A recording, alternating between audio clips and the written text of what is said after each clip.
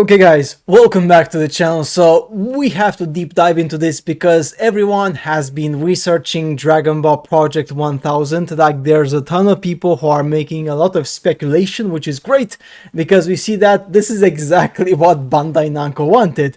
They wanted people to go wild, to make their own theories, and let's just look at this stuff because guys, I believe, as many other people, that this may be Xenoverse 3, but it is much more than that. It is crazy. So let's just check out this short video clip here where we see that this new character is actually copying many moves during just the short shot, and also these moves are from different character in real time. So this is something quite interesting. Let's just have a look at this one because this is very interesting. Right, I think music is copyrighted, so we're just gonna remove that music there. So first we have Goku stance. This is a typical Goku stance, of course, as you can imagine, classic Goku stance. Then we have this one, which is a ability which Super Goku uses against Frieza.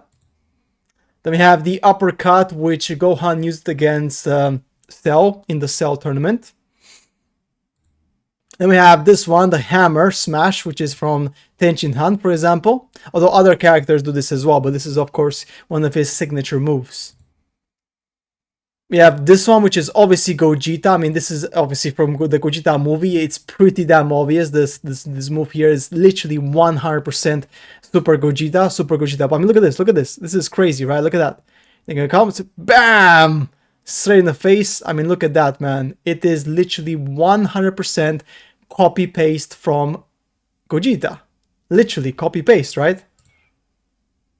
Like it's exactly the same one. And finally, the blast burning attack potentially from Trunks. So yeah, this is it. These are all the moves, right? So of course, many people have said, what's going on? What's going on? And of course, the main character could be a descendant from Silla and Broly, potentially. Who knows? We don't know. Of course, this is a speculation. One more. It could be, because you can see he has her facial hair and his Saiyan genes. So, it looks pretty interesting. I mean, yeah. And also his green clothing, which is, of course, reminiscent of her green color, green skin tone. So, I don't know, maybe yes, maybe no, we don't know, right? So there's a lot of stuff there to start with off, right? And then we have more stuff here. So in this one here, Dragon Ball Games just put this literally like a day ago, which again is just actually today, they just put this tweet here, which is just weird, right? It says the following: do you remember the first change in history you fixed in Dragon Ball Xenoverse 2? It was the battle with Raditz. Why suddenly Dragon Ball Games is publishing a tweet about Dragon Ball Xenoverse 2? He was far stronger than in the original universe and dodged special beam cannon, but you managed to correct the course of history by helping Goku and Piccolo defeat him. Join the Time Patrol in Xenoverse 2. Protect the future with your power. So, boom, we have here, this is of course, they're kind of telling us already, like, because yeah, this is go and play the game because a new one is coming out, and this new game is going to be Xenoverse 3. I mean, it's just obvious, right? Sam Too Saucy says, we all know what you're plotting, of course. Yeah, that's right. Oh boy, here they come in 3, 2, 1. Attention all proud warriors. Yes. It's just crazy, right? So true, as you can see here.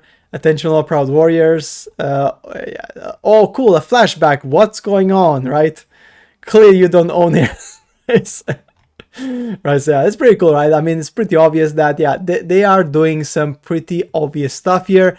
They're making some pretty obvious claims here that, yes, they are literally, going to allow people to play a potential sequel to Xenoverse 2. But here is where things go crazy, because I believe that this game may actually be more than that. So remember that in Xenoverse 2 you could change your fighting style, like your overall fighting style, and also combine different special attacks from your mentors effectively and buy them from the shop, right? But that's it, right? But in this one, in this short trailer, we can see here this new character, he is actually using many moves in real time against enemies and stringing basic combos. So that tells me that potentially this new Dragon Ball game is going to allow you to string combos and basic moves from different characters at the same time. So basically, imagine the game like the best example I could come up with is Neo. If you ever play Neo,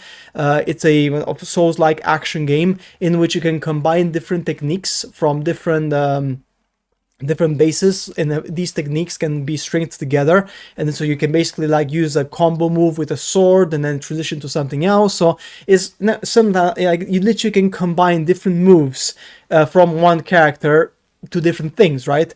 And this is exactly what I'm seeing here. I'm seeing that this particular character here, he is stringing a variety of moves, of basic moves, all right, not just special moves, not just special attacks. All these are just basic combo moves against a number of enemies. So this could be, all right, hear me out, an open world action RPG in the style of potentially Genshin Impact. Not actually gacha, I'm not saying gacha, I'm just saying an open world action RPG game in the style of Genshin Impact, Arknights, Enfield, like those type of games, right? We have like, you can combine different strings of combos, all right? And then you can finish it off with a special attack.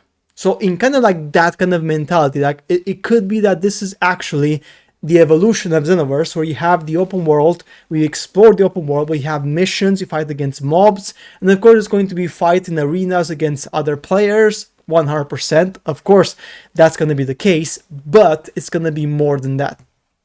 Now, another thing here which we have to bear in mind is the fact that this game here has been in development for 6 to 7 years, which is a huge amount of time, right? I mean, look at this, from Genki, new Dragon Ball game, Project H1000, character designed by the late Akira Toriyama, in development for 6 to 7 years. That means that this game has been in development since 2019. 2019! That's before the pandemic. That's crazy if you think about it. 2019, that's a huge amount of time, right? So they wanted to get this right. So I don't believe that this is just going to be another Xenoverse 2, because you don't need 7 years to make, well, actually it's going to be 8 years because it's going to be releasing in 2027. You don't need 8 freaking years to make Xenoverse 3. It just doesn't happen. I'm very sorry. Maybe you need 4 years at most, but that's it. If you add another 4 years on top of that, that means that you are literally making a brand new experience, which is way above what we've seen to this point, right?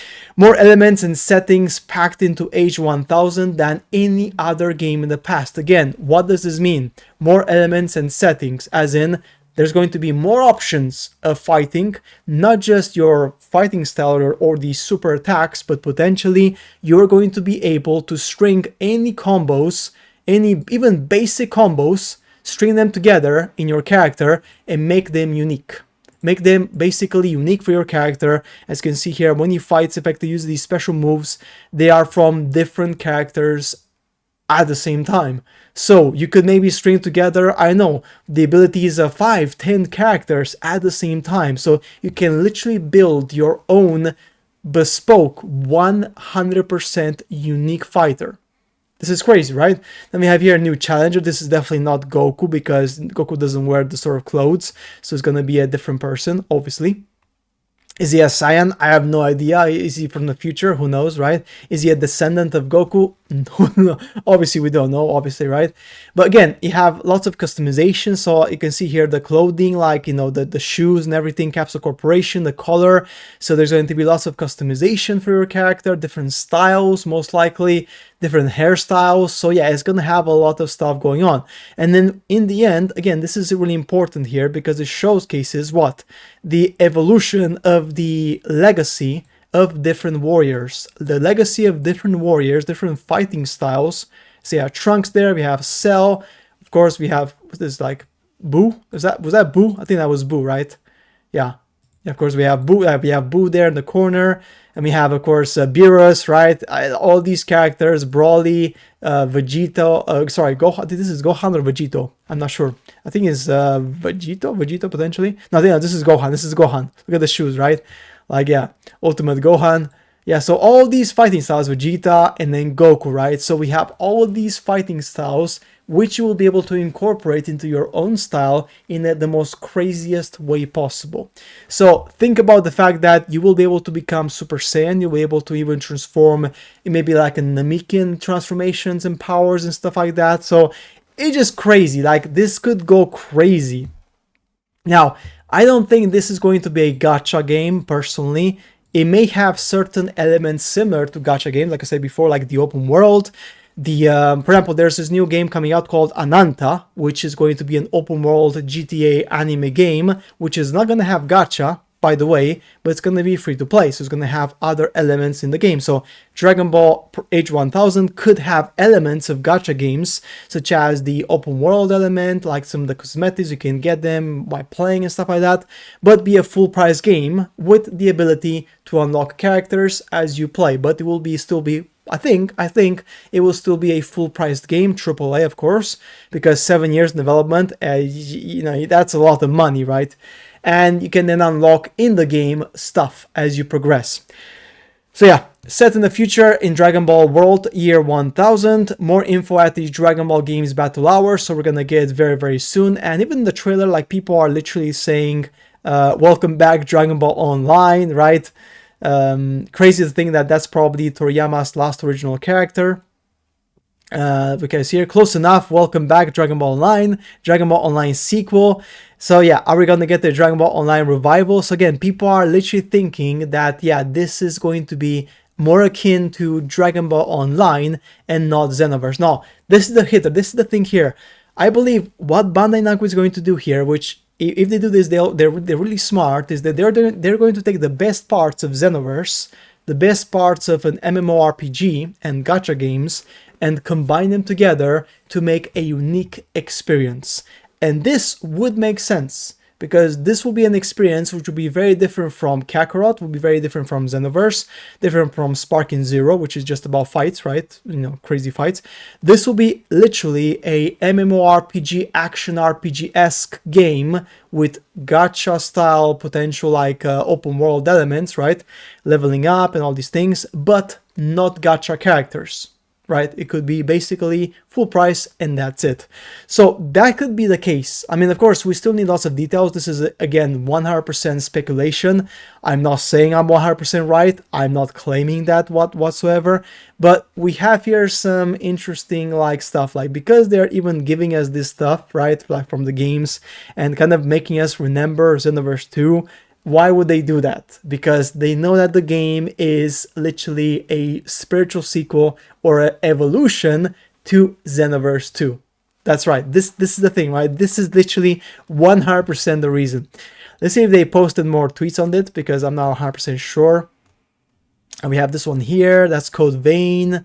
Dragon Ball Zero producer, this is the development of the DLC. Yeah, so that's it, right? So we have the Sparking Zero battle mission 100, of course, which is really cool. Obviously I have here, we have this. So yeah, so we don't have, literally after the official announcement of the new game, they make a tweet 2 days later about this, right? This, just 1 hour ago. I mean, come on, it's obvious, it's so obvious that this game is linked in some shape or form with Xenoverse 2. I can't tell if this is just leading up to something or just fun advertising, I don't know, maybe. I see the DLC 4 is going to end with a flash forward to age 1000, maybe, who knows, right? Alright, that's a possibility. So yeah, guys, it's... I don't know, right? Oh man, are they gonna count down to Xenoverse 3 title reveal at Battle Hour? Who knows? That's a possibility. Yeah, 30% more chance of Xenoverse 3 potentially, right? So yeah, so people are responding to this, and people really think that yes, this may be them pretty much telling us that yeah, it's gonna be something like Xenoverse 3, but not actually 100% Xenoverse 3. So guys, that's it for today's video on this one. I am super hyped, super stoked about Dragon Ball Project 1000. In the poll I made a couple of days ago, 60% of you guys believe it's going to be Xenoverse 3, and 30% believe it's going to be a new MMORPG. So that's quite interesting. So we have like kind of like people thinking one or the other. So that's interesting, right? So yeah, super hyped. We're gonna find out more, so stay tuned to the channel, guys. Leave a like, subscribe to the channel, because we're gonna cover more stuff on this, of course. And if they reveal more information, I will publish it on the channel as soon as possible, as soon as humanly possible, of course, 100%. But yeah, so far this looks very, very promising, and honestly, I'm pretty hyped about this. So guys, that's it for today's video. Basically, yes, this is way more than just Xenoverse 2. We don't know how much more, of course, but it's pretty obvious that it's a lot more. It's gearing up to be potentially the biggest ever Dragon Ball game of our generation. And if that happens, guys, it's gonna be lit. So yeah, see you guys later in the next one. Take care.